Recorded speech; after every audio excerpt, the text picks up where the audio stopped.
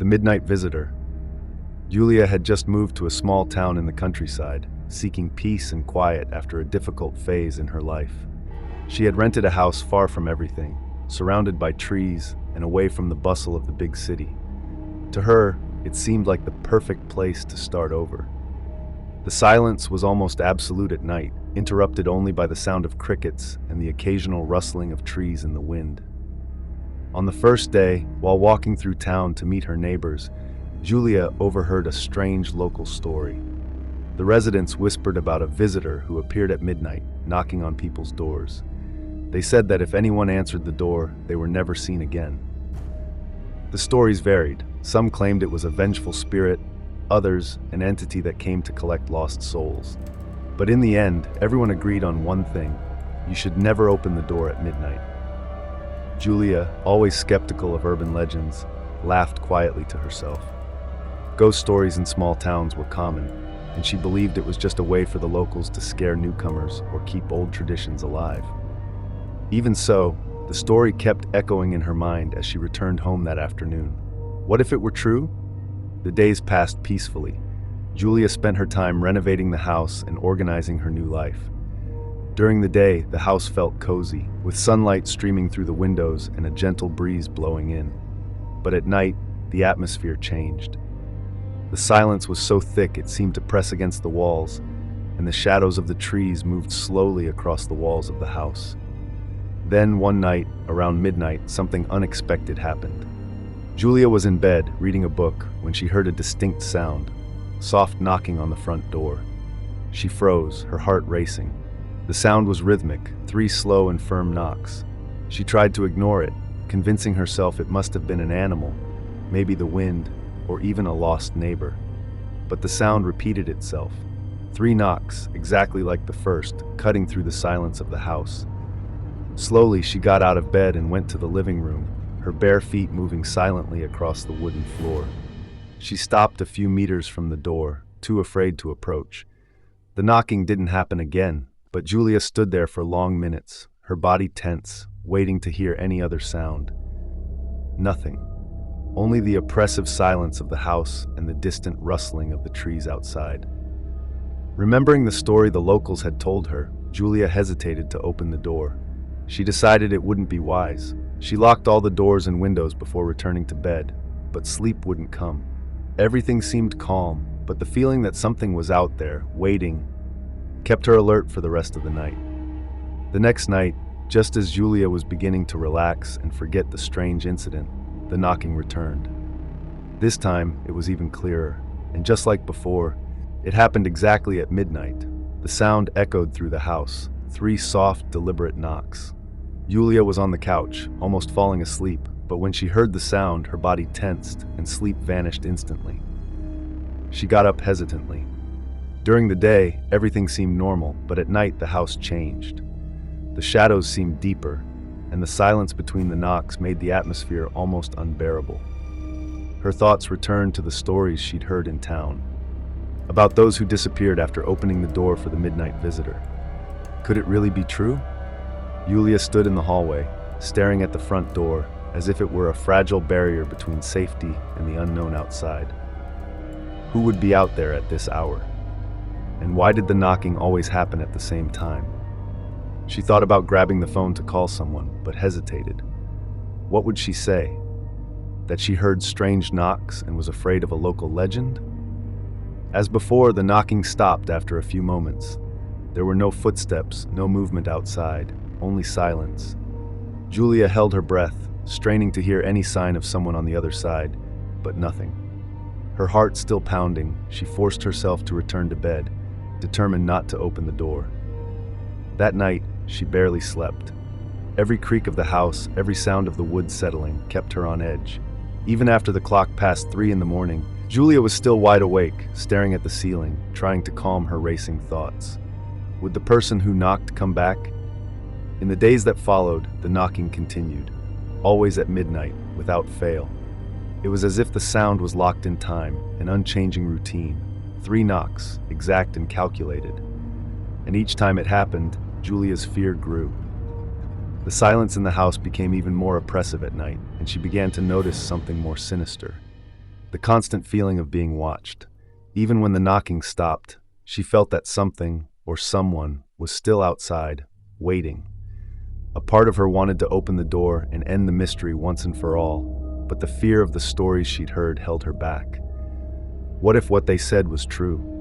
Opening the door might be the last thing she'd ever do. And so, night after night, Yulia remained trapped between curiosity and fear. She knew she couldn't go on like this. Whatever the visitor was, it was playing with her nerves, testing her patience. Sooner or later, she would have to make a choice, confront it or flee. The days began to blur together, and Julia no longer knew what was real or paranoia. The knocking continued, always the same, always at midnight. She felt as if she was on the verge of a breakdown. During the day, she tried to maintain a normal routine. She went for walks, talked to the locals, and visited the market. But as the sun set, the fear returned, growing stronger as midnight approached. Moreover, Julia began noticing other things that made her doubt her sanity. Sometimes, during the day, she saw shadows moving around the house, always in the corner of her eye. When she turned, there was nothing there. It was an unsettling feeling, as if the presence that knocked at the door was also watching her during the day. She began closing all the curtains and locking every window, trying to protect herself from the sensation of being constantly watched. In town, she heard more rumors. Some neighbors said the midnight visitor wasn't a person but an entity trapped between two worlds. Others claimed it was some sort of test. The visitor only took those who were willing to open the door out of curiosity or desperation. Hearing these rumors, Julia felt that with each passing night, she was closer to being tempted to open the door. One night, things got worse. The knocking didn't happen only at midnight. It started earlier, around 11 o'clock. At first, soft, but then it grew more intense, as if the visitor was becoming impatient. Julia felt her entire body stiffen with fear. She was alone in the living room, and the sound of the knocking seemed to fill the entire space, echoing off the walls of the house. For several minutes, she didn't move, barely breathing, afraid that any movement would give her away. The clock struck midnight, and the knocking continued, growing louder and more intense. Julia covered her ears, trying to block out the sound, but it was inside her, as if it was pounding in her mind, not just on the door. Something was clearly different that night. The visitor wasn't just waiting anymore. He was demanding to be answered. Suddenly, everything changed. The knocking stopped abruptly, but the house seemed to plunge into an oppressive silence. That's when Julia heard a different sound, a rustling, as if someone was outside the windows, moving around the house. It was a light sound, but constant, as if the entity was circling the house, looking for a way in. Her heart raced. She ran to lock the last window in the kitchen she had left open, her hands trembling as she turned the lock. When she finally closed it, she felt a momentary sense of relief, but it didn't last. The rustling outside stopped, and for the first time she felt a strong presence right behind her, inside the house. She spun around abruptly, but there was nothing there, just emptiness. Still, the fear was palpable, as if the entity was lurking, invisible, waiting for the right moment to act. The visitor was no longer outside. Now, he was inside. Julia froze in the middle of the kitchen, trying to comprehend what was happening. The silence inside the house was absolute, but the dread she felt was overwhelming. Every cell in her body screamed for her to flee, but she knew she couldn't just abandon her home. This was her last chance to confront the visitor, the entity that had, until now, only knocked on the door at midnight, but was now inside her house. She took a deep breath and grabbed a knife from the kitchen counter, trying to prepare herself for whatever was out there. "You're not gonna get me," she muttered, more to herself than to the things surrounding her. Her heart was beating so fast that she feared she might faint at any moment. She tried to think rationally, but the terror sent her mind spiraling into panic. Suddenly, the knocking started again. But now, it wasn't coming from the front door.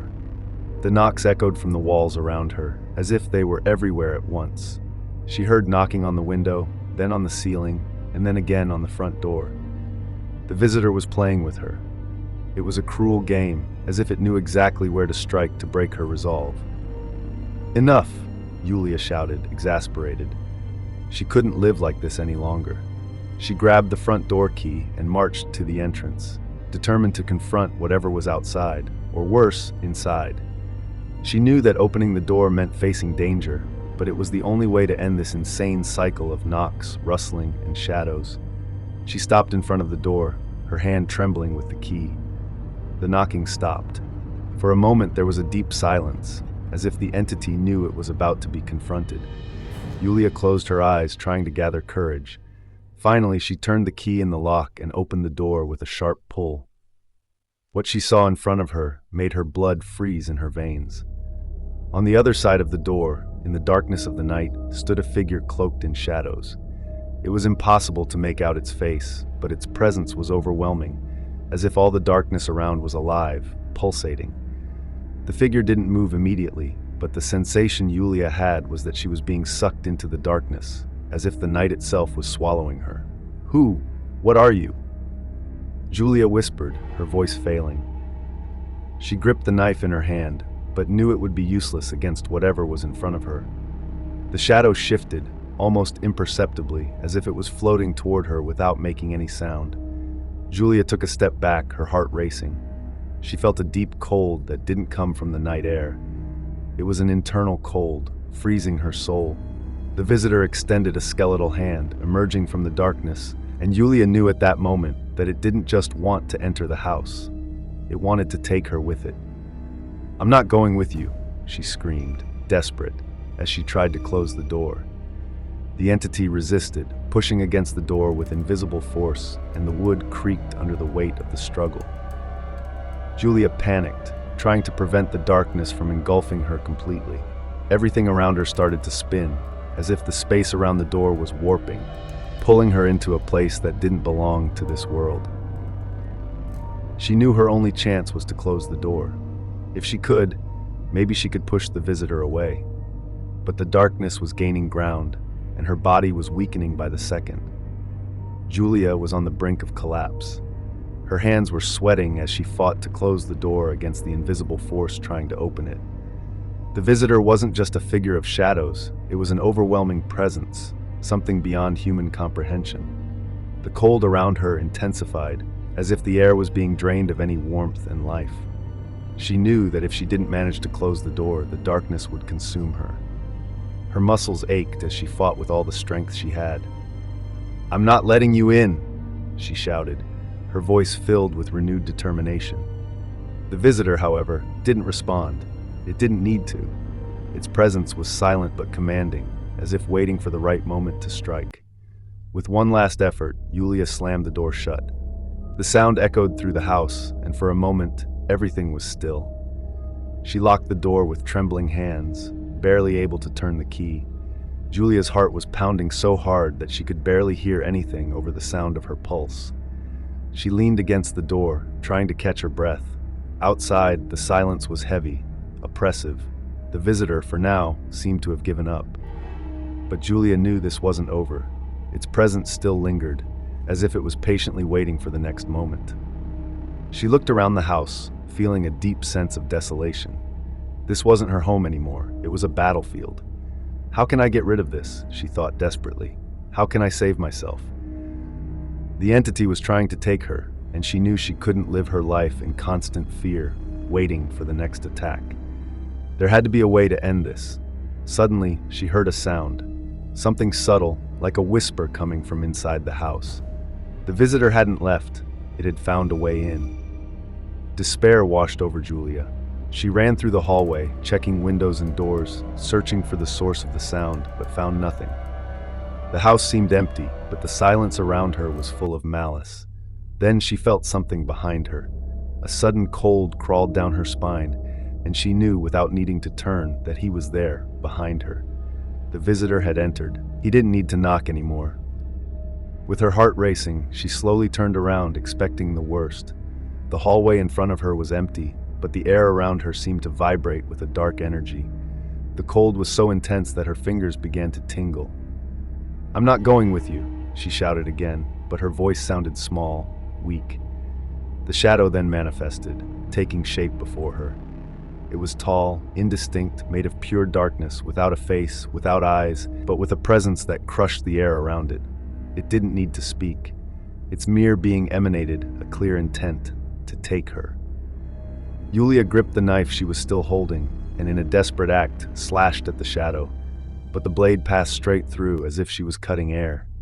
The entity advanced, relentless. It was as if it was toying with her, testing her limits, waiting for the exact moment when she would succumb to fear. In one last effort, Julia ran to the nearest window, struggled to open it, and jumped outside, landing on the wet grass. She was breathing heavily, feeling the shock of the escape, and suddenly, everything fell silent again. The house behind her was still, as if nothing had happened. She glanced back and for a brief second saw the dark figure through the window, watching her. The visitor didn't follow her, but she knew he was still there. He had let her go, for now. Julia left the house that same night. She fled without looking back, abandoning everything she had brought to that place. The town, with its rumors and secrets, was left behind as well. There was no more safety in that house, and the midnight visitor would continue waiting for her, no matter where she was. Weeks later, the house stood empty, once again for sale. The town's residents whispered among themselves, mentioning Julia's name, but no one knew for sure what had happened. One thing was certain: the house would soon have new residents. A young couple, excited by the town's tranquility, decided to buy the house. On the first night, as they settled into their new life, they heard a distinct sound. Soft knocking, 3 exact knocks. The clock struck midnight, and the cycle began again.